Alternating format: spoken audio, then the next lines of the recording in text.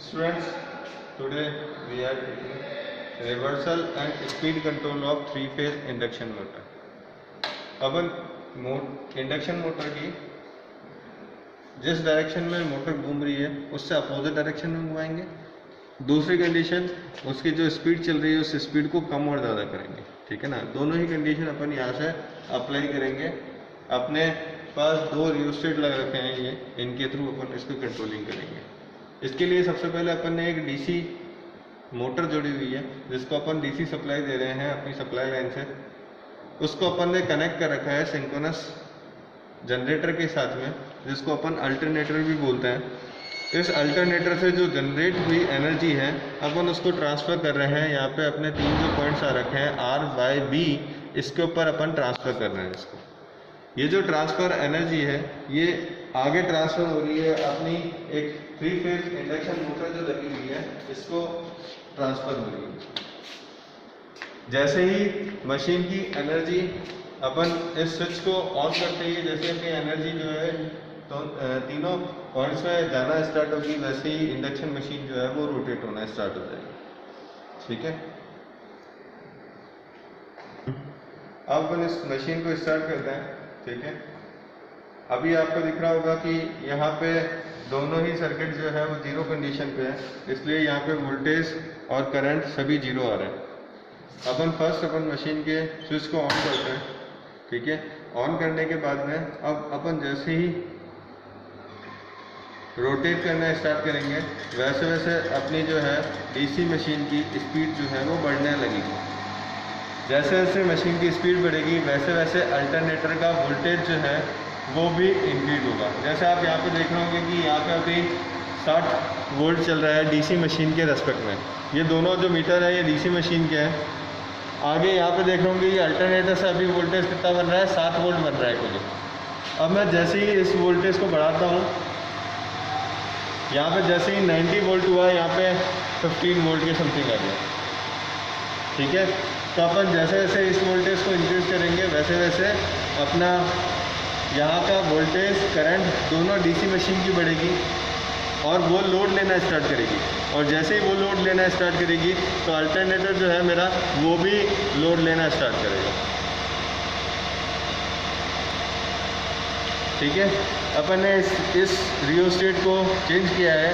ये रियोस्टेट जो है ये इस फील्ड वाइंडिंग के लिए कनेक्टेड है। ठीक है, ये इस फील्ड वाइंडिंग के लिए कनेक्टेड है। जैसे ही फील्ड की करंट बढ़ाना स्टार्ट करेंगे वैसे वैसे यहाँ का वोल्टेज जो है वो भी बढ़ना स्टार्ट हो जाएगा। अभी दिख रहा होगा 150, 170, 180 के समथिंग यहाँ पे आपको वोल्टेज दिख रहा है। और इसकी अभी फ्रिक्वेंसी चल रही है 45.8। मैं थोड़ी सी डीसी मशीन की स्पीड को और ज़्यादा इंक्रीज़ करता हूँ। ठीक है, क्योंकि यहाँ का वोल्टेज जो आ रहा है वो बहुत कम आ रहा है, अभी 140 वोल्ट के समथिंग ही आ रहा है।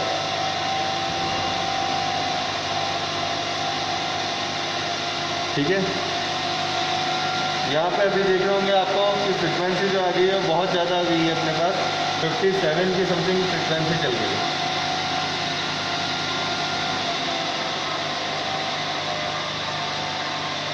ठीक है, तो अपन को करीबन 50 हर्ट्ज के समथिंग फ्रिक्वेंसी को रखना है और उसके रेस्पेक्ट में इसकी वर्किंग करवानी है।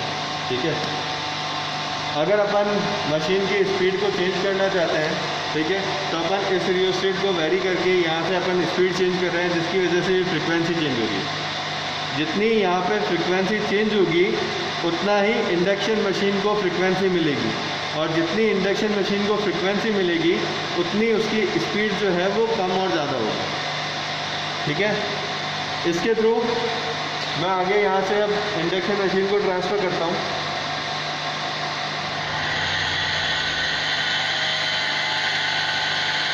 देखा होगा आपने कि जैसे ही मैंने मशीन को लोड देना स्टार्ट किया वैसे ही यहाँ का वोल्टेज जो है वो 170 वोल्ट से 130 वोल्ट के समथिंग पहुँच गया। ठीक है, इसका रीज़न ये था कि अपना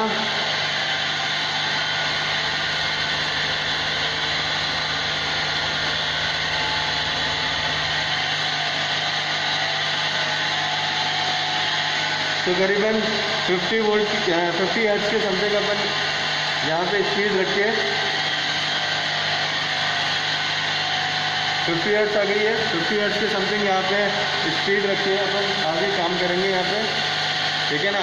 जैसे अब मुझे वहाँ पे स्पीड देखनी है, इससे स्टार्ट ही करना है, ठीक है।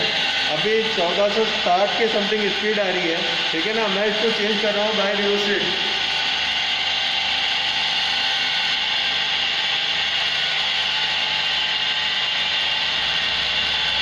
ठीक है। जैसे मैंने रियोस्टेट की वैल्यू को बढ़ाया, यहाँ पे स्पीड क्या हो गई, कम हो गई। रियोस्टेट की वैल्यू को कम करता हूँ मैं,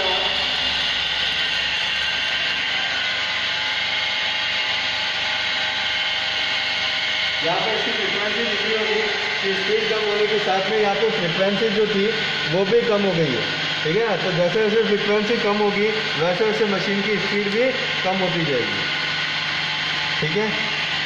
ये तो पहली कंडीशन थी अपनी। मैं धीरे धीरे मशीन को कम करता हूँ,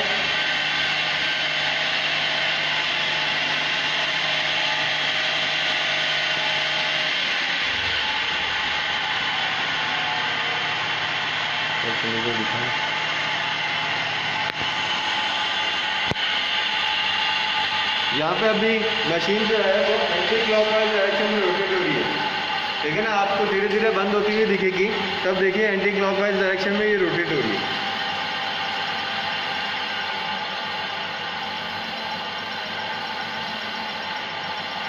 इसको अब मैं नेक्स्ट टाइम पे क्लॉकवाइज डायरेक्शन में रोटेट करूँगा। मैं इसके दो टर्मिनल्स हैं अपने पास, यहाँ पे इस पर 6 टर्मिनल्स होते हैं, R, Y, B, न्यूट्रल और इसकी फील्ड वाइंडिंग के Z और डबल Z, ठीक है। ये इसके टर्मिनल्स हैं।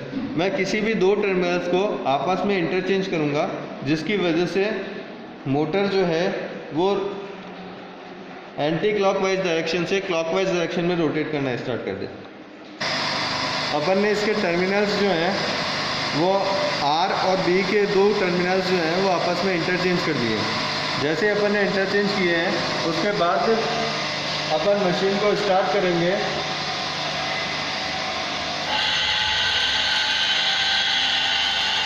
मशीन अब क्लॉकवाइज डायरेक्शन में घूमना स्टार्ट कर देंगे।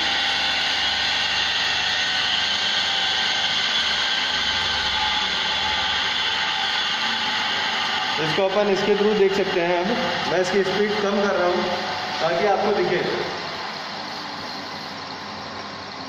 ठीक है। ये अब आपको दिख रही होगी, ये क्लॉकवाइज डायरेक्शन में रोटेट हो रही है।